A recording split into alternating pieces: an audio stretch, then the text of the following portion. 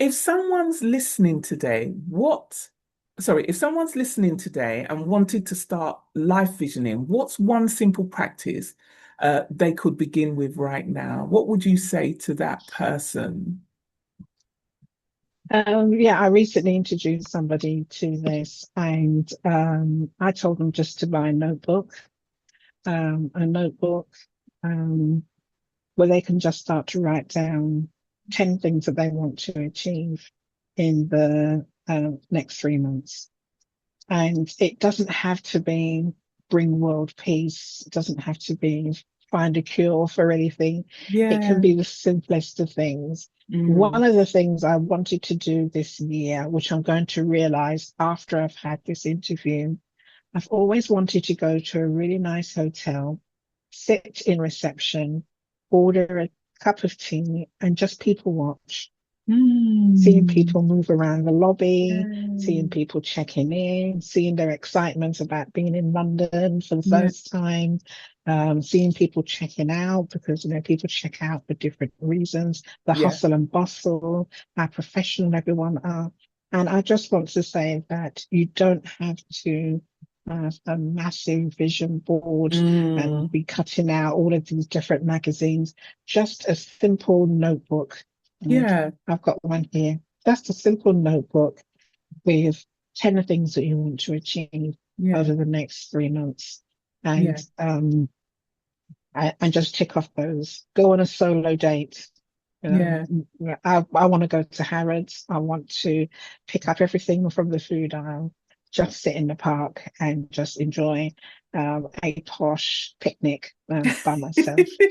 So Yeah. it doesn't have to be extravagant. It doesn't have to involve world travel. There's so much Yeah. to do in the country that we're in to Yeah. explore it and to know it a bit better. Yeah. So it can be the simplest of things to something more complex, like Yeah. getting your health back on track and things like that. But just a simple notebook. I was given this one from the organizers of my TEDx in Abuja, and just write down 10 things that you want to achieve. That's where you can Yeah. start. Yeah, I like that. I like that a lot because I think we actually share similar things in terms of the things that we do in life. You're an author, I'm an author, you're a speaker, I'm a speaker. You do life visioning, you started doing life visioning, I do life visioning, I run vision board workshops as well. So, as you're speaking, I'm mirroring a lot of the things that you are saying in terms of the way I live my life as well. And I love that because, you know, visioning, they say you first have to see it in order for it to manifest because, the mind is such a powerful tool. And, one of the things that I've always said is that so many people float around this world saying, I want to do this, I want to achieve this, I want to have this. They never write anything down. They never visualize it or see it or imagine it firsthand in the mind because you have to see it first in the mind before it can manifest. And then obviously there's other things that go along with having things manifest for you because you have to have the right energy, the right vibration, so to speak, because we can't say, oh, we want to go for a promotion at work, but yeah, we've got a lot of fear inside of us and we're doubting ourselves and we're thinking, oh, maybe I won't get it. It's not going to work for you, So there's other things that go along with visioning and manifestation and things like that. So I loved everything that you've said about, life visioning in terms of how you started, as well as what people can now do as a first step to visioning and making that change in their life.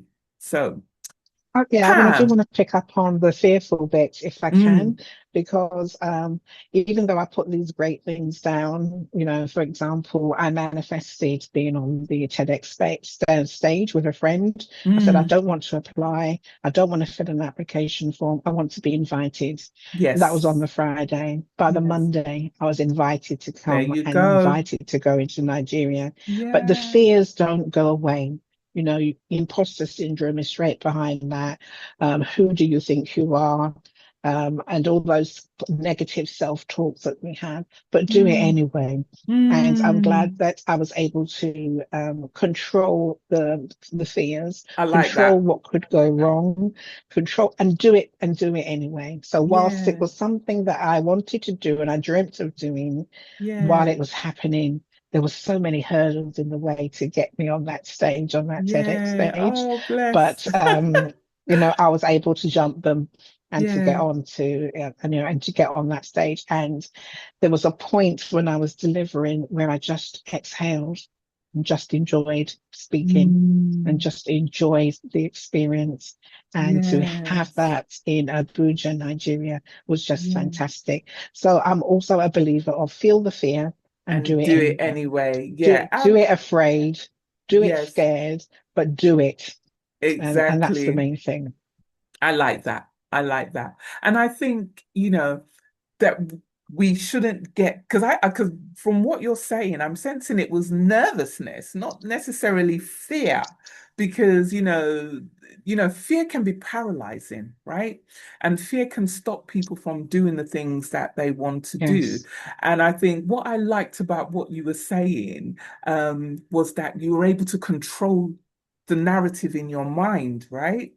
Being able to control the narrative in your mind will help you to keep putting that foot forward and keep going. So, as you said, feeling the fear and doing it anyway. So, I think for A good friend of anybody, mine says, a good friend of mine called Joy with an I, she said change happens twice, first on the inside and then on hmm the outside. So once you're able to change your mindset on the inside, yeah, yeah, then it just, you know, things tend to work out for on you the on the outside, outside. So, absolutely. you know, I feared tripping up, getting on stage and tripping up. I feared my mind going blank and not having, you know, not being able to say the first, but it's good to be able to talk out those fears with other speakers and other Mm, people who yeah, understand. And the thing is, none of those things manifested. All what I was worried about didn't happen. Yeah. yeah, yeah, So it's definitely mind over matter, but yeah. do not let your fears or negative self-talk stop you and prevent you from moving forwards. Yes, absolutely. I totally agree. Totally. All right. So, Pam, if you could write a letter to your own dear future self, what would you thank her for? And what vision would you want her to be living? I have already done this. I wrote a letter to myself in 2019 Okay. and then got the opportunity to open it a few months later. And all the objectives that I had set myself at that time, I was able to realize them. Mm. So I wanted, for example, to have a BBC interview and actually had two interviews with Wow. the BBC radio, Yeah. which I was really pleased about.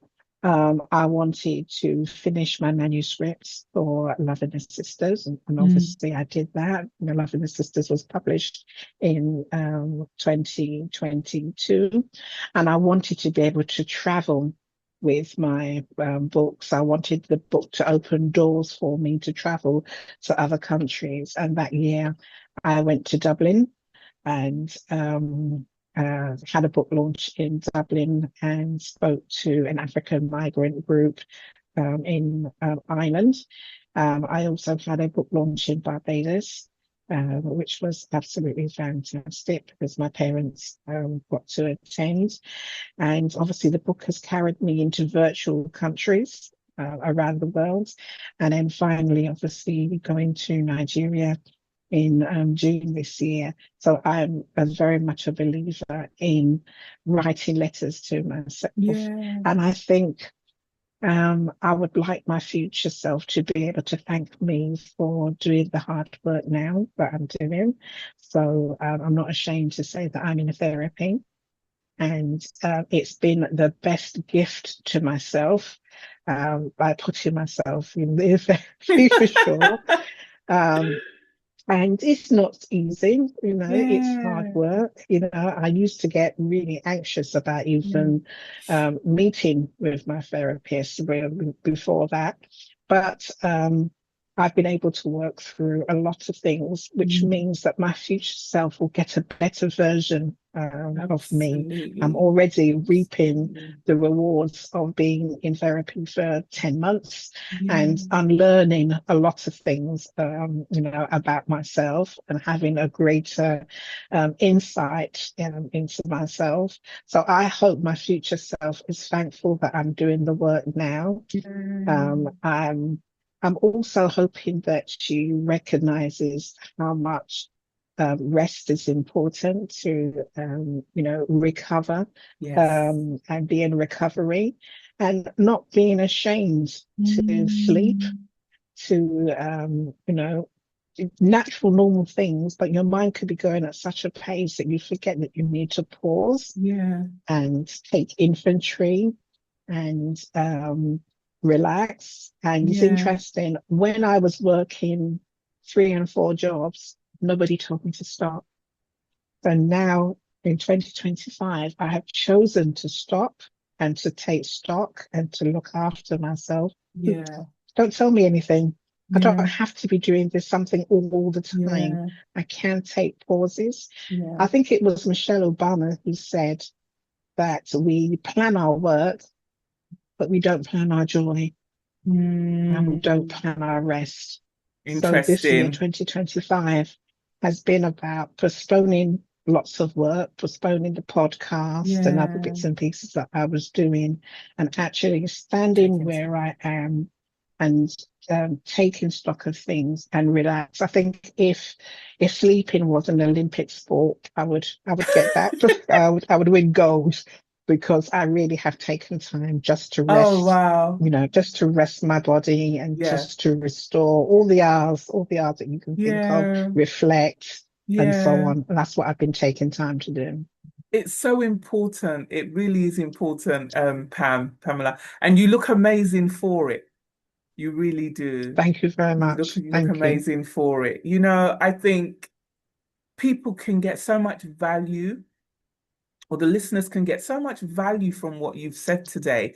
You've not only, talked about your life experiences, your writing, the challenges, and also aspects of your personal life in terms of self-care, in terms of what you're doing now that's helping you, that's fueling you. Because as you know, we can't pour from an empty cup. So our cup always needs Absolutely. to be full.